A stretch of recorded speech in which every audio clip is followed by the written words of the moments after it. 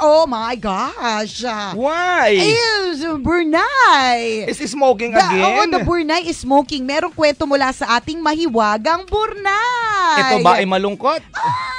Pwede rin. Sakto lang. Sakto lang. Kung makapag ka naman, tanong ka naman sa akin. Akala mo naman marami tayong choices sa background music. Oh, di ba? Tingnan mo yung bago kaya. Ngayon mo lang yung plinay. Sige, basahin. Pakinggan ang ating kwento mula sa mahiwagang Burnay. Isang seminar para sa mga naabusong kababaihan ang dinaluhan ng mahigit 1,000 participants. Ilan sa mga dumalo ay mga nanay na binubugbog ng kanilang mga asawa. Ang iba naman ay biktima ng pananamantala at panggagahasa. Okay. Tumayo ang tagapagsalita at kumuha ng 100 pisong buo. Tinanong niya ang mga dumalo, sino sa may gusto... Sino? Shishi. Okay? Chinese po yan, Chinese. Tama. Ito na po talaga yung Tagalog version. Okay. Sino sa inyo ang may gusto ng 100 piso na hawak ko? Nagtaasan ng kamay ang mga participants. Okay. Ibibigay ko sa isa sa inyo ang perang ito. Pero bago ko ibigay, ay may gagawin muna ako. Kaya, na-excite ang lahat. True legend. Siyempre, may pa-premyo eh. 100, partner. Oo, malaking bagay na rin yun. Corrected by. Sabi niya, ibibigay ko sa isa sa inyo ang perang ito, pero bago ko ibigay, ay may gagawin muna ako. Bumaba, di ba? Sa Baguio yung seminar partner, bumaba ba ng Maynila? May ginawa, naglinis. Saka bumalik. At nang bumalik, itinaas ng tagapagsalita ang hawak niyang perang papel at nilukot ito sa harap ng mga participants. Nilukot niya ng maiging-maigi. Muli siya'y nagsalita. Ngayon, tatanungin ko kayo ulit. Sino sa inyo ang may gusto ng lukot na 100 piso? Muling nagtaasan ng kamay ang mga participants. Siyempre, gusto mo yan, di ba? Pera pa rin yan, partner. Kahit anong gawin mo, kahit lukot-lukutin mo na lang beses, pera pa rin yan. Correct. At sinabi ng tagapagsalita, papaano kung gawin ko naman ito?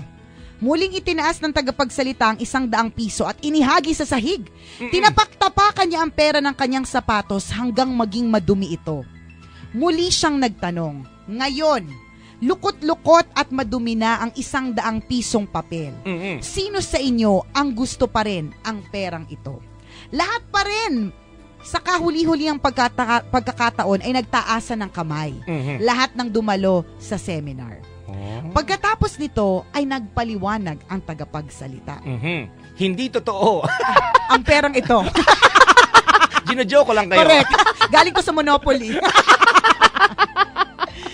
Pagkatapos ay nagpaliwanag ang tagapagsalita. Mga kaibigan, ngayon ay natutunan ninyo ang isang napakahalagang aral sa buhay. Nilukot, tinapak-tapakan, at dinumihan ko na ang 100 piso. Pero gusto nyo pa rin ito. Bakit? Dahil hindi nagbago ang halaga ng perang ito. Marami sa inyo ang naranasang matapakan, marumihan, at mayurakan ng ibang tao. Correct. At marahil ay pakiramdam ninyo, wala na kayong kwenta. Wala na rin kwenta ang buhay ninyo. Isang bagay lang ang dapat ninyong tandaan. Kahit na ano pang pinagdaanan mo sa buhay, ay hindi kailanman nabawasan o nawala ang iyong halaga. Kung may halaga ang 100 pisong ito na hawak ko, ano pa kaya ang buhay mo? Si Burnay, sino bang speaker na yan? Makuha ka sa next naming conference. Mabayaran na malaki ang kumpanya namin. Pero maganda, diba, napaka-inspiring na kanyang na kanyang mensahe. Yung kanyang analogy, 'di ba? Kasi yung seminar ay ibinigay para sa mga taong depressed, yung mga naging biktima ng pambubugbog, correct, mga kababaihang nirip. Matindi ang pinagdaanan sa buhay. True legend. Yung mga talagang kung iisipin mo na yurakan ng pagkatao. Pero ang ganda nung ginawa niyang analogy, partner, 'di ba? Na kahit sa mo pagbali-balik ta rin, kahit lukutin mo, tapak-tapakan mo, durug-durugin mo, padaanin mo sa pupo ng ng aso, di ba? Correct. Dumihan mo, mabahuan, di ba? And at the end of the day, may halaga pa rin yung 100 piso. May kukuha pa rin sa'yo kasi alam niya ang value mo. True Lajen, pera lang yun. Ano pa kaya? Ano pa kaya ikaw? Buhay. In fairness yung Burnay, Maganda ka ngayon. Nagmamatalino ka ngayon, mahiwagang Burnay. Maganda, Magandang kwento mo ngayon, promise. Totoo yan. Halimbawa na lang, isang magandang halimbawa dito sa pag-ibig. Di ba minsan ilang beses tayong niyurakan? Ilang beses chinap-chap ang puso natin. True. At natatakot na tayong magmahal ulit. Ayan, parang ikaw. Alam mo, kanina nga, partner, naisip-isip ko, sino ba yung nanakit ng puso mo, hindi ka na nagbubukas ng heart? Wala yan, kaya nga binasa ko to Para sa'yo talaga tong kwento ng Burnay. Di ba? Kasi totoo Totoo. Kahit halimbawa, niyurakan yung pagkatao mo, totoo. Nilapastangan ka. True Lajen, di ba? Iniwan ka ng may sinuko ka. Di ba? Di ba? Ginawang sigsig ang puso mo. Corrected ba? Yung puso mo nilagay sa blender, ginawang shake. Number 3, para talagang todo. Tinurbo. Tinurbo shake. Di ba? Pero darating ang panahon na may tatanggap at tatanggap sa'yo. Kasi alam niya yung value mo. Tama. Diba? Alam mo, may magmamahal at magmamahal pa rin sa'yo. Dadating yung panahon na merong tao nakakalimutan ang nakaraan mo kasi mas importante yung hinaharap ninyong dalawa. Tama. Ay, ang ganda nun. I-caption na yan. Lagyan picture natin. Nakatingin sa malayo. Tama. I-post na yun sa Facebook para maraming share. O, diba? Kailangan gusto ngayon yung candid shots. Correct. Hindi lang nagpapapicture ka. Pero maganda din yung mga hindi candid partner. Diba? Dadating yung araw na merong tao na walang pakialam sa nakaraan mo. Tama. Dahil mas importante ang future ninyo. O, diba? I-caption na yan! Quote and quote. Height and tambalan. Tama. Diba? Pero totoo True Correct. Jen. So, kung halimbawa, feeling mo, wala nang tatanggap sa'yo.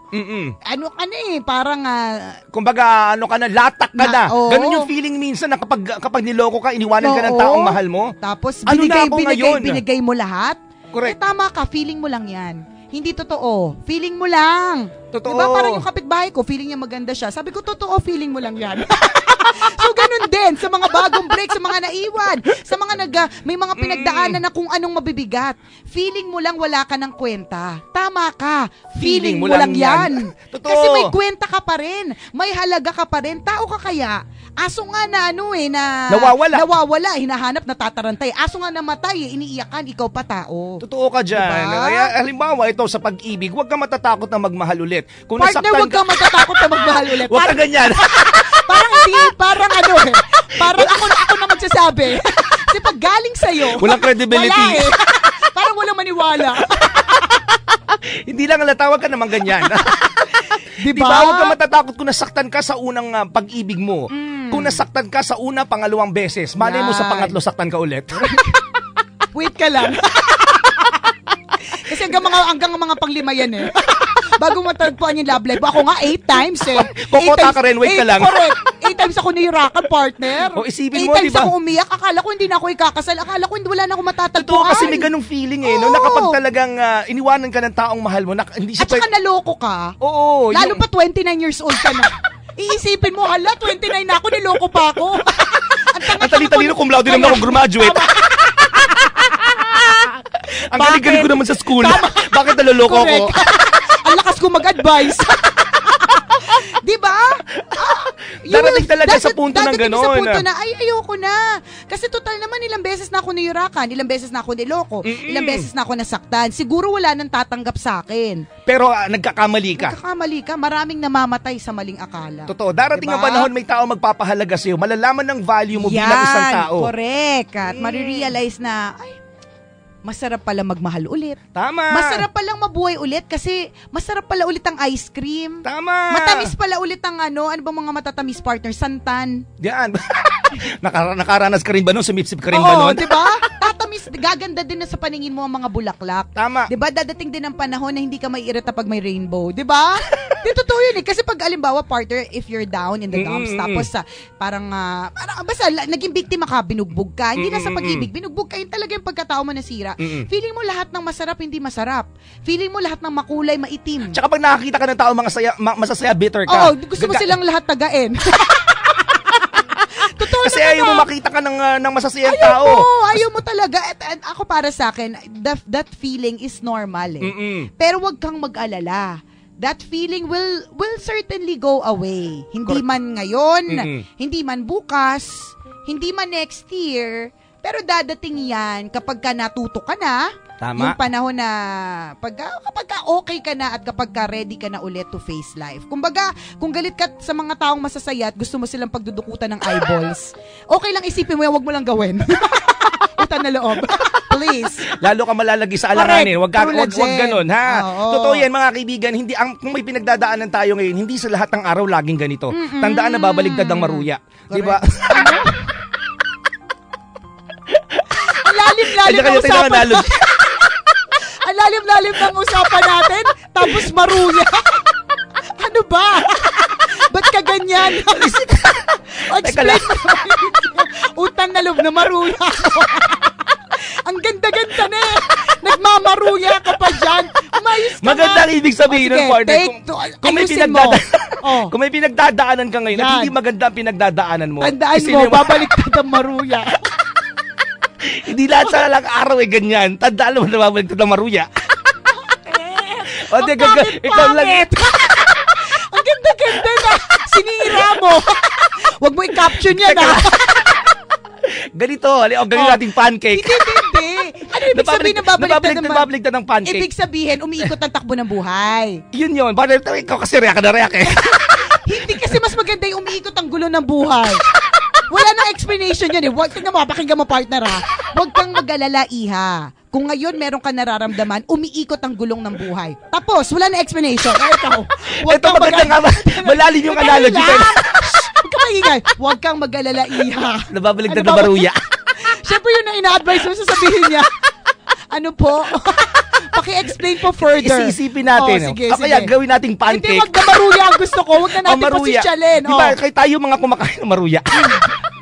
Tingnan mo, ang haba ng paliwanag. Di pag nakita natin kung paano siya niluluto, hindi laging ganun. Binabaligtad siya. Ngayon. Diba? Para parehong luto, para fair. Because life is para maruya. See? Ang pangit. Kuya, ano ka ba sabi-sabi ng mga matatanda? Na umikot ang... Ngayon ko lang narinig yan ha.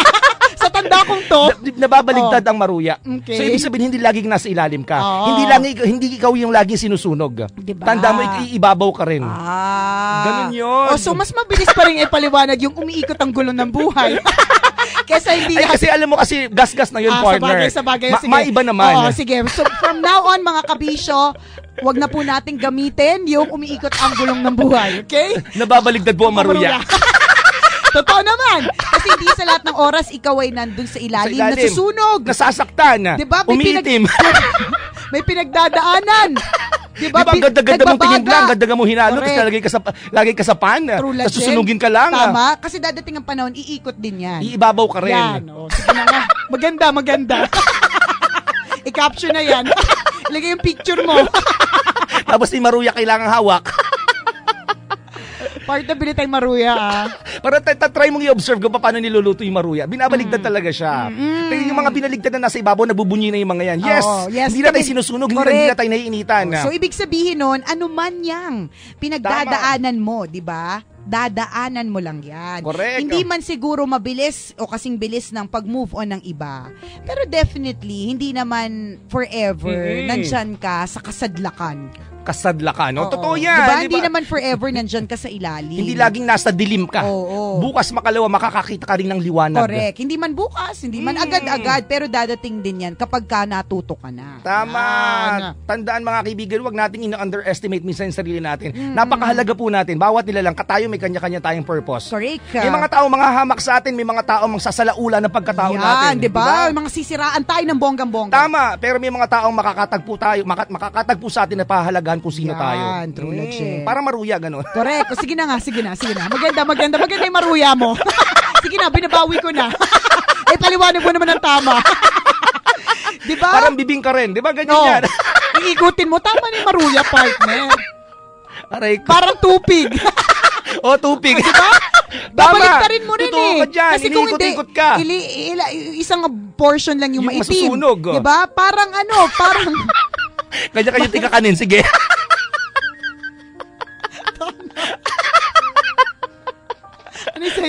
Maruya, bibingka, tupig. Sa akin, partner, yung para kang corn. O, totoo ka dyan. Pag ginigrill ka. Yung grilled corn, partner. Hindi yung... hindi laging one side lang yung ginigrill. Dahil kundi mukhang tanga, isa lang yung maitim. Diba? Kabila hilaw. Whatever it is, kabisyo, di ba? Definitely, you will see the light. Tama. Thank you, Mahiwagang Burnay, sa napakagandang kwento mo ngayon Lunes na umagang ito. Na-inspire kami doon. No? At saka ang dami naming naisip na mga analogy. Ang dami naming naisip na mga kakanin. Na pwedeng maihalin tulad sa pag-ikot ng gulong ng buhay. Diba? Tama! True na, Jen. Dahil ang natutunan po ng lahat ng mga tambalanista ngayong araw na ito, gasgas na po ang linyang yon. Yung pag-ikot ng gulong ng buhay. Dahil ang bago na ay, huwag kang mag-alala, iha, nababaligtad ang maruya. Ay nako, nakakalurke. Thank you, Mahiwagang Burnay. Napaka-inspirational ng iyong kwento ngayong umagang ito. Correct. Bye mga kabisyo, bye Chuper. Bye partner. Ito ang tambalan ng isang balasubas. At ng isang balahura, ako po si Nicole Yala. At ako naman si Cambio Hengres Chuper. At ang aming tanging paalala na dapat ay memorize nyo na. Sabay-sabay tayo mga kabisyo. Walang matatag na relasyon sa malanding may determinasyon. Yun!